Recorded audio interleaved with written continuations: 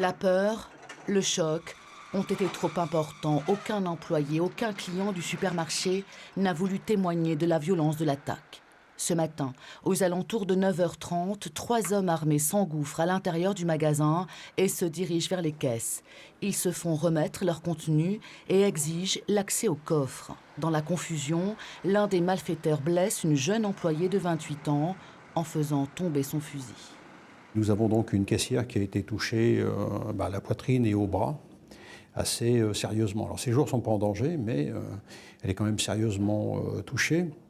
Et plusieurs personnes qui se trouvaient dans le magasin ont été choquées par ce qui s'est passé. 30 personnes étaient dans l'établissement. Les braqueurs ont pris la fuite à bord d'une voiture qui les attendait à la sortie du magasin, situé tout près de l'autoroute. Pour l'instant, ils n'ont pas été interpellés.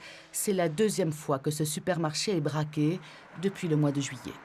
Il est vrai que ces malfaiteurs, qui ne sont pas véritablement organisés, qui quelquefois sont des délinquants ordinaires, qui se sont lancés très rapidement dans le vol à main armée, perdent leur sang-froid. Et effectivement, si vous vous opposez physiquement à leur action, vous risquez votre vie.